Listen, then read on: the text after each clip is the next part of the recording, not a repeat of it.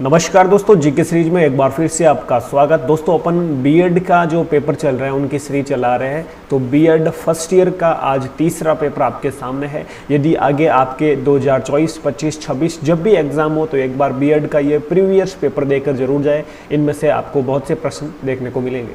तो तीसरा पेपर आपके सामने है बीएड फर्स्ट ईयर का, टीचिंग एंड लर्निंग यानी कि अधिगम एवं शिक्षण। तो इसमें किस प्रकार के प्रश्न पूछे गए हैं वो देखते हैं। यूनिट फर्स्ट में इसमें प्रश्न पूछा गया है, विकास का अर्थ स्पष्ट कीजिए तथा विकास के विभिन्न सिद्धांतों का वर्णन कीजिए। इसके अलावा में और प्रश्न पूछे हैं, संज्ञान को प्रभावित करने वाले सामाजिक सांस्कृतिक कारकों को समझाइए। और अगला प्रश्न पूछा है यहाँ पर, अभिप्रेरणा में पुरस्कार और दंड की क्या भूमिका होती है, उदाहरण देकर स्पष्ट कीजिए। या तो ये करना होता है या अथवा में ये दोनों करने होते हैं। ठीक है, अगली यूनिट पर चलते हैं। दूसरी यूनिट में पूछा गया प्रश्न है, सूक्ष्म शिक्षण क्या है, शिक्षण प्रशिक्षण में इसकी उपयोगिता को स्पष्ट कीजिए। और अथवा में यहाँ पर प्रश्न पूछा है, प्रभावी शिक्षण के विभिन्न घटकों को समझाइए। इसका ए है, इसका बी आपके सामने है आगे। इसका बी पूछा है, सृजनशील शिक्षण के संप्रत्यय को उदाहरणों की सहायता से स्पष्ट कीजिए। तो ये दो यूनिट पूरी हो गई।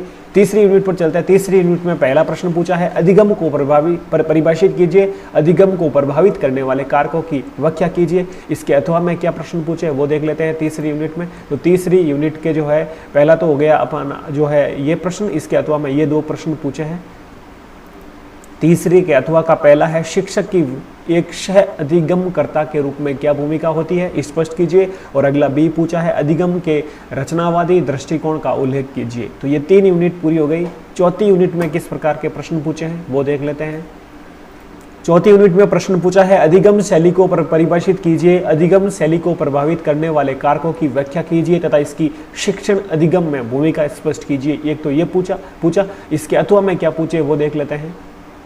इसके अथवा में दो ये ए और बी पूछा है। पहला ए पूछा है, विशेष आवश्यकता वाले विद्यार्थियों की अधिगम आवश्यकताओं को उल्लेख कीजिए, आवश्यकताओं को लिखिए। और अगला पूछा है, मानसिक मंदित बच्चों के प्रभावी अधिगम में एक अध्यापक की भूमिका को समझिए। यदि आपके पास 1 वीक सीरीज है तो उस पर आप टिक लगाइए और उनको आप रट डालिए, पूरा का पूरा जो है रट लीजिए जो प्रश्न दे रखे हैं। ठीक है भाई, अगला 5वीं यूनिट में कौन से प्रश्न पूछे हैं वो देख लेते हैं। 5वीं यूनिट आपके सामने है।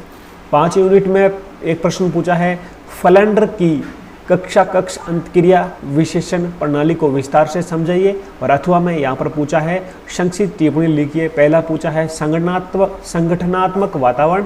और इसका बी पूछा है, कक्षा शिक्षण में कक्षा के बाहर के अनुभवों का उपयोग, कक्षा शिक्षण में कक्षा के बाहर के अनुभवों का उपयोग। तो ये प्रश्न थे 5 यूनिट के टोटली। और पेपर था आपका तीसरा।